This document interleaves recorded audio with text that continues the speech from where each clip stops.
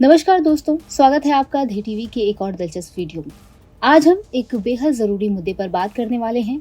मुद्दा ये है कि नेचर इकोसिस्टम को फिर से रिस्टोर किया जाए। पर्यावरणीय समस्याएं दुनिया भर में बढ़ रही हैं और भारत, जो कि भौगोलिक और पारिस्थितिकी रूप से विविध है, इससे अछूता नहीं है। भारत की लगभग 30% जमीन और पर्यावरणीय सड़क हो चुका है।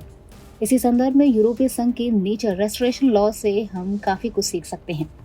अब सवाल आता है कि नेचर रेस्टोरेशन लॉ क्या है। ये कानून यूरोपीय संघ ने 17 जून 2024 को अपनाया। इसका मकसद यूरोप के पारिस्थितिकी तंत्र को पुनर्स्थापित करना है।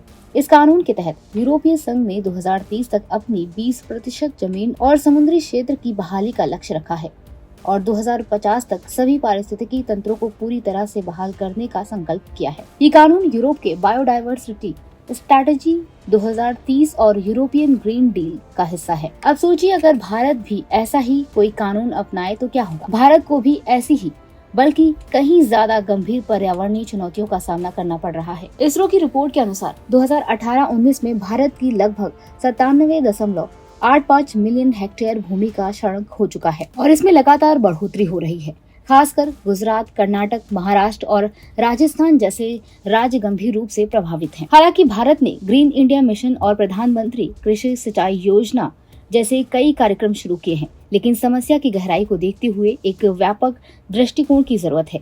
यूरोप की तरह भारत को भी एक नेचर रेस्टोरेशन लॉ की आवश्यकता है, जो कानूनी तौर पर पर्यावरण की बहाली के लिए लक्ष्य निर्धारित करे। अब आइए देखते हैं कि अगर भारत ऐसा कानून बनाए तो उसमें क्या क्या शामिल होना चाहिए। पहला है बहाली के लक्ष्य। भारत 2030 तक अपनी 20% क्षतिग्रस्त भूमि को बहाल करने का लक्ष्य रख सकता है और 2050 तक सभी पारिस्थितिकी तंत्रों को पुनर्स्थापित करने का। इसमें जंगल, नदियाँ, कृषि भूमि और शहरी हरित क्षेत्र शामिल हैं। दूसरा है नदियों की बहाली। गंगा और यमुना जैसी प्रमुख नदियों को प्रदूषण और बाधाओं से मुक्त करने पर ध्यान दिया जा सकता है। तीसरा है शहरी हरित क्षेत्र। शहरों को हरित क्षेत्रों की हानि को रोकने के लिए शहरी जंगलों का विकास किया जा सकता है। दिल्ली और बेंगलुरु जैसे शहरों में गर्मी और प्रदूषण की समस्याओं को हल करने में ये कारगर साबित होगा। भारत में कृषि भूमि का बड़ा हिस्सा है। ये एग्रो फॉरेस्ट्री और टिकाऊ खेती को बढ़ावा देकर भूमि को बहाल किया जा सकता है। अब सवाल उठता है कि ये सब करने से हमें क्या फायदा होगा। दोस्तों, एक तरफ तो हम अपनी पर्यावरणीय समस्याओं का समाधान करेंगे, वहीं दूसरी तरफ इससे हमारी अर्थव्यवस्था को भी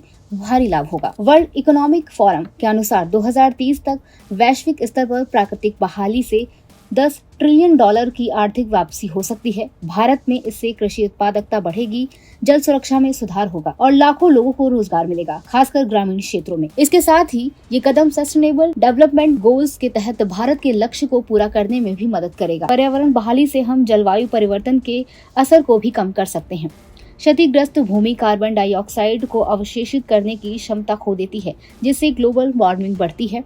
यदि हम अपने पारिस्थितिकी तंत्रों को पुनर्स्थापित करते हैं तो हम अपने कार्बन सिंक को बढ़ा सकते हैं और पेरिस एग्रीमेंट के तहत अपने संकल्पों को पूरा कर सकते हैं। दोस्तों, यूरोप का नेचर रेस्टोरेशन लॉ हमें ये सिखाता है कि प्रकृति की बहाली न केवल पर्यावरण के लिए बल्कि हमारे समाज और अर्थव्यवस्था के लिए भी आवश्यक है। भारत में भी एक ऐसा कानून हमें अपने पर्यावरणीय संकटों से निपटने में मदद कर सकता है और दीर्घकालिक विकास के रास्ते खोज सकता है। समय कम है और हमें अब कदम उठाने की जरूरत है। अगर आपको ये वीडियो जानकारीपूर्ण लगी हो तो इसे लाइक और शेयर करें और चैनल को सब्सक्राइब करना ना भूलें, ताकि आप ऐसे ही जरूरी मुद्दों से जुड़े रहें। धन्यवाद।